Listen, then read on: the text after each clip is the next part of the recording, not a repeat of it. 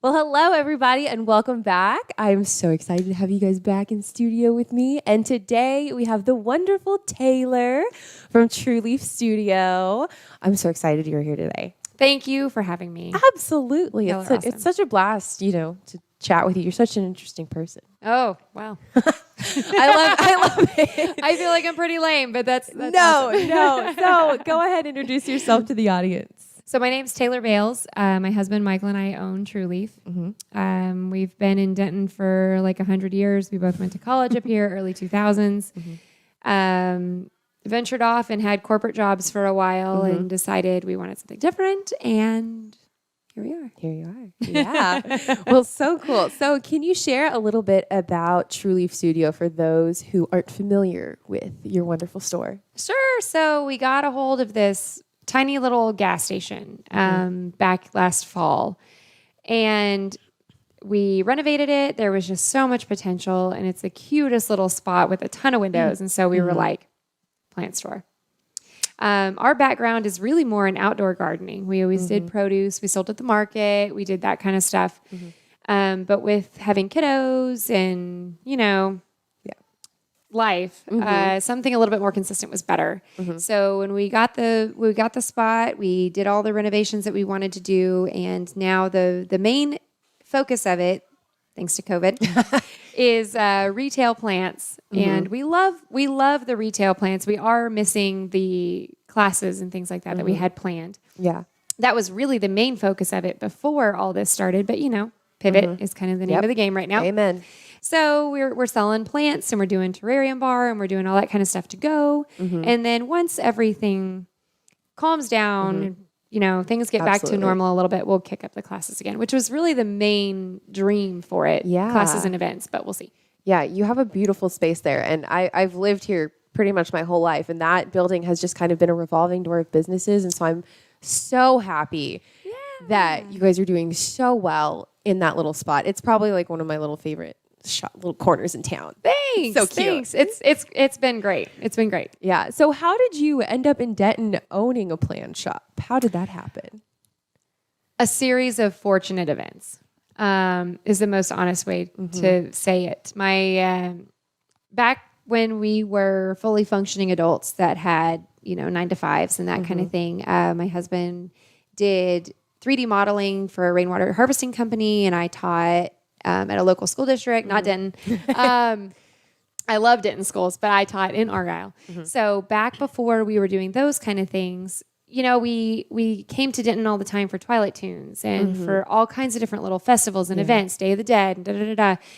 And we just very much missed Denton because we both went to college here. Like I studied lit, he studied painting.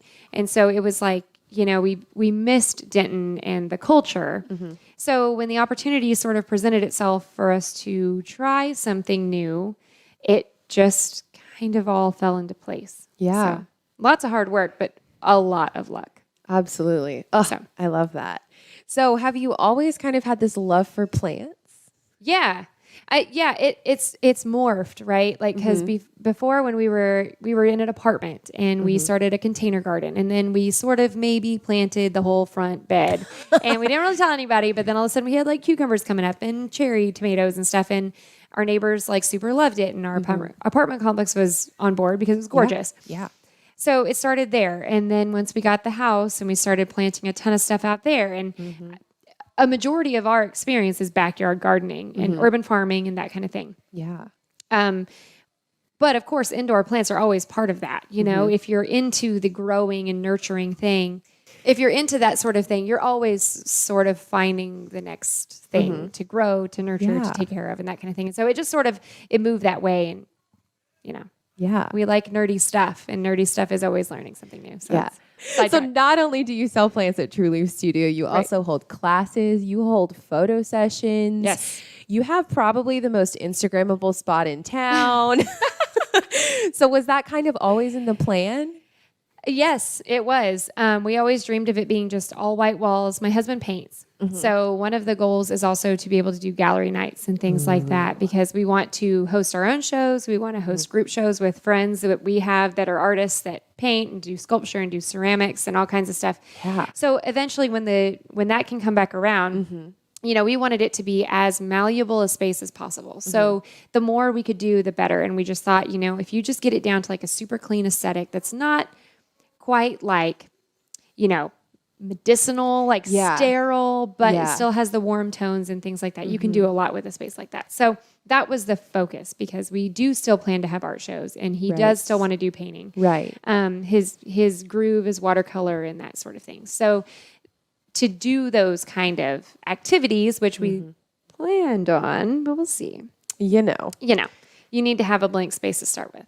Right. No, and it's a gorgeous space. The photographers who I've seen come in there and shoot photos, it's pretty fun. They enjoy it. Yeah. I am not great at photography. If anybody's seen my stories, you're like, oh, Taylor's on the Instagram today, versus when Michael's on there or something. Gotcha. But that's definitely his eye. I'm not as good at that. I love that. So over the quarantine, I know businesses were kind of concerned about what after quarantine looks like. Have you been surprised at the response from the community about the plants in your store? Yeah. Wow. You guys like plants. I feel like that's like the quarantine trend. 100%. And that's what I mean by like a series of fortunate events. Like, yes, COVID has been terrible and quarantine is hard. And like, there's a lot of people who are really struggling. So I don't say things like that because I'm being boastful. I'm saying things because I understand how incredibly lucky we are. Like the fact that plants took off like they did. The fact that we were able to pivot as many times as we did. We went from right when we first opened, we did contactless window shopping where you could just roll up and point to a plant and paid by Venmo, and we did not even touch. The fact that we had the windows to be able to do that in the first place, things like that all just sort of, we got creative. So I don't want to take away that, aspect of it, but we got very lucky, and that plants are super popular. We were able to do them affordably, and we were able to keep our spot open and cranking safely while people were trying to find something to do. Yes. Carefully. Yes. And did not feel like nervous about going. So that's why we're still just doing one at a time. And that's why we're still doing masks. And I know a lot of people are like, you can probably do more than one, or like, with the extension of, allowing up to 75% in retail shops or something now, of your capacity and things like that. Like, yes, we could, but the overwhelming response has been like, thank you guys for keeping it small. Like, yes, this is one of the only places we go. This is one of the only things we do because we feel like it's safe. And once you get in there, like, it's not a huge space. And if there's 6 people in there, it's tight. And under normal circumstances, it's tight. But under these circumstances, I just don't want anybody to ever feel uncomfortable. And so that's what we just avoid. And I'm like, sorry, you can sit outside. But that's all we got. It's what we're working with. And like, people have been incredibly supportive. Yeah. So. But you're very accommodating for those who are standing outside. You've got those big tables, you've got lovely chairs to just hang out on. We try, the weather is getting so nice. Sometimes it's just nice just to hang outside for like, just to sit for 10 minutes and just wait and have that moment of like chill. Right.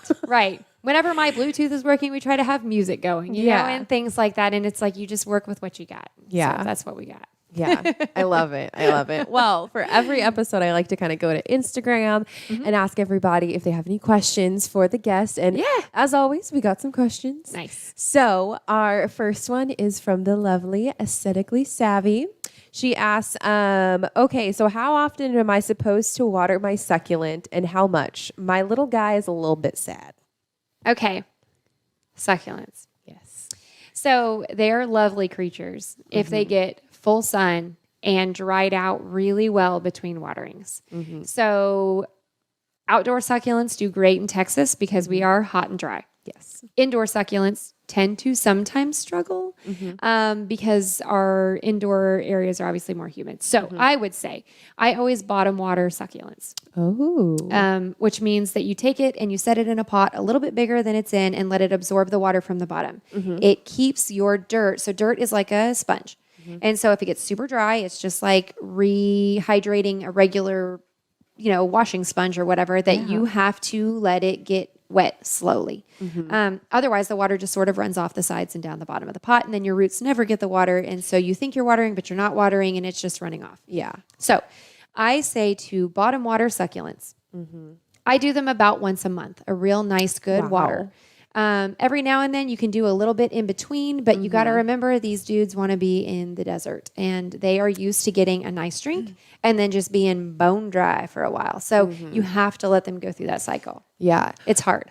Yeah, I know that that's something I've always struggled with succulents is I'm like, oh, they need water. It's a plant. It's like, no, you just let it be. I know. Let it live. I know. And strings are different. Strings of pearls, strings of, dolphins and nickels and hearts. And everybody's a little bit different. Some are more particular than others. So you got to kind of find what works for you. Going into the winter, grow lights will save everybody's life. And I know that it's, you don't want your apartment to be all like pink, Right. But you can get sunlight. They call them sunlight. Grow lights where it just looks like your regular lighting, but it is full spectrum light. And so that will help a lot with all these plants that people have bought over quarantine and don't want them to die. Yes. Now that the winter's coming. Yes. Oh, I love that. So, okay. So the next question is by Chelsea Style. She was also on our podcast pretty recently. So check her out. Chelsea Style 29 says, I can never keep plants alive. Any advice? Depends on the plant. Depends on the light. Yeah. There's so much variety, sometimes when you go and you just find a plant or you're gifted a plant and you don't even know the name of the plant, it's really hard to figure out how to keep it alive. Yeah. Every plant has a different lighting and water need. For most leafy indoor plants, they like to get watered maybe about once a week, but not even much more than that. Yeah. Closer to 10 days. Some like humidity, some don't like humidity and will rot. So there's so much variety. And so I think, I have people that sometimes start with pothos, snake plant. What can't I kill? And then we slowly, work up to the harder ones, begonias and calatheas and all those kind of girls. And so, I think sometimes that sort of baby stepping it is kind of a good thing. And like, oh, I drowned a pothos. And it's like, whoa, you got to go back to the snake plant level, and it's like you have to level up a little bit. But it's hard to do if you don't know where to start. And so for anybody like that, I'm like, just swing it by. I don't even mind giving out free plant advice. You don't have to buy a plant. If you've got somebody who's looking real sad, you can bring them and we'll see. We'll look at the roots and we'll do all that kind of stuff and to see where we're at. Yeah. Yeah. You helped me with my money tree the other day. Yes. Man, he was very happy with the repot. So sometimes that's all they need. A boost. A little boost, a little nutrient boost. Yeah. So, okay. So the last question is from Pocketful Floral. And how does the terrarium bar work? So the terrarium bar, pre-craziness. Yes, pre-craziness. You could get your little bowl and you go down the bar and you pick your soils and you pick your top dressing and you pick your little plants and then you go into the back and you set it all up and we have, girls' nights and we bring in food trucks and all that kind of stuff. That was like the dream world. And then now in this hellscape we're in, we pack it all up to go. Gotcha. And so we have several different sizes and you can pick foliage or succulents kind of depending on your level of care and how much light you have and that kind of thing. So we have some that are kind of pre-designed and we have some that are just very basic and we can still do the same thing where you go down the bar and you pick from the different bonsai soils and some moss and some rocks, skulls and bones and all kinds of fun stuff. And then you just have to take it home and do it at your house. You can't do it at our house. Gotcha. So that's kind of the difference right now. Yeah. But it's not too terrible. Yeah. And you've got some pretty unique stuff in your terrarium bar, like bones. We do. We do like the creepies. The little creepies. They're so fun. They just add a little oddly enough, life to the little terrariums. Yeah, right? There's a really fun dichotomy when you have something that's dead and alive and hard and soft and white and dark. And you just have a really fun play on contrast that you can do. And it makes it more of a little mini environment instead of bolo plants. Yeah. Plants. Yeah, exactly. Yeah. No, I love that. Yeah. Okay. So what is the best thing about owning a business downtown? Oh, the people. Oh my gosh. The people we have gotten to meet and to know. I mean, all walks of life. I mean, everybody, the entire spectrum. And it's just so encouraging and rewarding.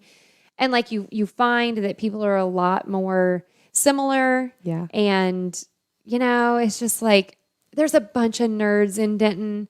And it's so good because everybody is so into their own little thing. And it's really nice. Yes. It's so fun. Just meeting everybody and getting to chat and hang out and and like meeting people right where they're at. You're not expecting anything out of anybody. I don't want anybody to come in feeling like they're not at the level of getting some of those plants, like just leveling. And so that's kind of one of the best things about COVID. Like if there is a silver lining, it is that we have done that one person at a time and and it allows us to like connect with people. And like, there's something so sweet about it when they're like, okay, I've got my first apartment and this is what I'm doing. Yes. And you're like, cool, what are you studying? And and you like really get into the meat of why they're there. And it's not always even the plants. It's somewhere to go. It's something to do. It's someone to connect with. Exactly. And like, that's the good stuff. Yeah. So no, it's been, I like to say like as equally as hard as it's been this year, equally it's been just as good. There's a little bit of give and take, but yeah, for sure. Absolutely. I agree. So, okay, with fall coming up, what is some advice you have for plant owners? Get everybody to that southern window if you can. I know that's easier said than done because like you can't just like pick up your apartment and move it or your house or whatever. But the southern and eastern windows are going to be your best. Northern windows are going to be problematic. Oh. They just don't have a lot of light right now. And so, you got to wait for the sun to come back into its new arc. So I would say try to get them to the best window. I would say remember that most plants go a little bit dormant in the winter. Now, Texas is, we're fortunate to have sort of like a second spring in the fall. So, for the next like 2 months or so, you're going to see a lot of growth. And then don't be shocked if when everything starts getting cold and the light is down and the humidity is down because our heaters are on, and all that kind of stuff. Don't be surprised if your plants aren't just pumping out new leaves. Right. Just kind of let them chill. They're taking a nap. They're hibernating. It's okay. But that also means back off your water a little bit. It means pop on some grow lights if you can. Right. If you can, I know that's hard too. So, just kind of be flexible and like pay attention to your plants. But otherwise, like don't freak out if they're not just like raining from the ceiling like they were, in March. So right. Yeah. No, that's something I've definitely noticed with my own plants is like they're kind of slowing down a little bit. They're getting a little like we all cozy. It's time to get cozy. Yeah. It's time to turn on some movies. My pothos is not producing like 5 leaves a month. It's like 1. Yeah. It's trying. Yeah. So, normal. Yes. So, well, cool. Well, where can people connect with you guys at True Leaf Studio? Instagram is the best. I have a phone. I don't answer it all the time. Sometimes it is ringing in the back room and I'm talking with somebody and I'm not going to interrupt that conversation. Gotcha. So, Instagram is best. Direct messages go straight to me. We don't have any employees. So if you're talking to somebody, it's me. Yeah. That's the easiest way. Yeah. Well, awesome. Well, thank you so much for coming on today. It's such a blast to always get to chat with you and hang out with you. You always are so full of knowledge. I love it. So thanks. Yeah. Well, okay, guys. Well, thank you guys so much for listening to today's episode, and I will see you guys on the next one. Bye, everyone. Well, thank you for tuning in. We hope you enjoyed the show. We want to thank our partners and sponsors who made this show possible. Now stick around for a word from all of us here at Discover Denton. Hey everybody, if you haven't checked it out yet, DentonRadio.com has soft launched a new website and brand. We'd love for you to go and check out the new look, but we also want to walk you through the new website and all the features you can see. So the main thing that we're most excited about is we have this video feed right at the top of the page that's a 24-hour-a-day, 7-day-a-week video feed of different Denton performances. Now these are past recordings that we've done here at Denton Radio. We also have some awesome recordings coming at us from Tiny Couch Productions. Thank you, Tiny Couch. If you haven't checked out Tiny Couch, you've got to go see those guys. So 24-hour-a-day, 7-day-a-week feed, and what we're dedicated to as an organization is going forward, we're going to be trying to be inside different Denton venues as much as possible. So we're going to be going to Dan's and Rubber Gloves and Andy's and LSA and recording the shows while they're happening and putting them right here. So 24 hours a day, 7 days a week, you're going to have a true window into the Denton music scene. So it's going to be really, really cool. Now just beneath that, we have the This Week in Denton section. And what you can do is scroll through and see all the shows that are happening in Denton that week.